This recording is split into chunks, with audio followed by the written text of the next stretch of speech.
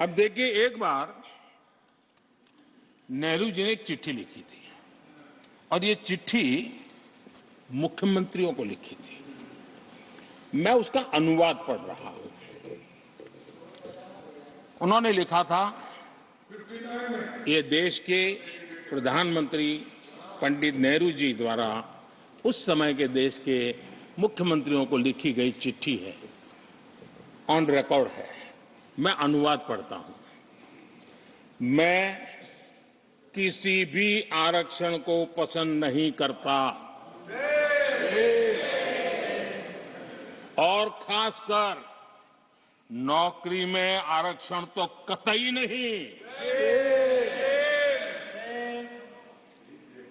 मैं ऐसे किसी भी कदम के खिलाफ हूं जो अकुशलता को बढ़ावा दे, जो दोयम दर्जे की तरफ ले जाए। ये पंडित नेहरू ने मुख्यमंत्रियों को लिखी हुई चिट्ठी है और तब जाकर के मैं कहता हूं, ये जन्मजात इसके विरोधी है। नेहरू जी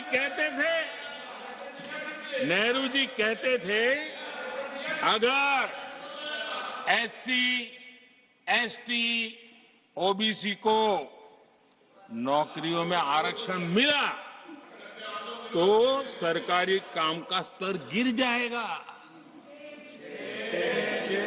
और आज जो आंकड़े गिनाते हैं ना कि इतने यहां है, इतने यहां है, उसका मूल यहां है, क्योंकि उस समय उन्होंने रोक दिया था, रिक्रूटमेंट ही मत करो।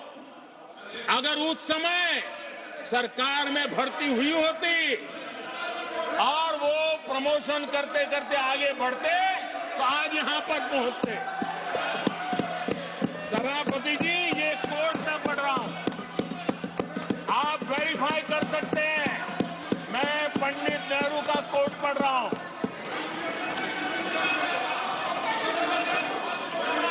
प्लीज।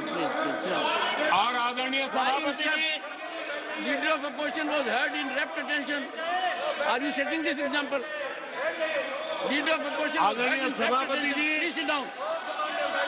Sit down. आप तो जानते हैं नेहरू जी ने जो कहा वो कांग्रेस के लिए हमेशा से पत्थर की लकीर होता है। नेहरू जी ने कहा मतलब पत्थर की लकीर उनके लिए। दिखावे के लिए आप कुछ भी कहें, लेकिन आपकी सोच ऐसे कई उदाहरणों से सिद्ध होती है। मैं अनगिनत उदाहरण देख सकता हूं, लेकिन मैं एक उदाहरण जरूर देना चाहता हूं और वह उदाहरण मैं जम्मू कश्मीर का देना चाहता हूं।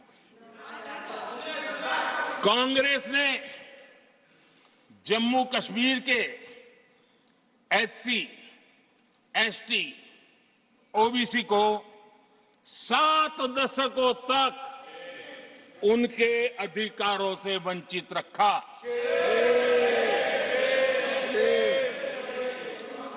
आर्टिकल 370 में हम कितनी जीतेंगे उसकी बात अभी नहीं कर रहा हूं।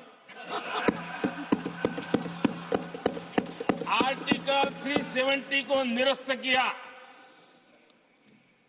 तब जाकर के इतने दशकों के बाद एसटी, एसटी, ओबीसी को वो अधिकार मिले जो देश के लोगों को बरसों से मिले हुए थे। इसको रोक के रखा था। जम्मू कश्मीर में फॉरेस्ट राइट्स एक्ट उनको प्राप्त नहीं था। जम्मू कश्मीर में प्रिवेंशन ऑफ एट्रोसिटी एक्ट नहीं था। ये हमने 370 हटाकर ये अधिकार उनको दिए।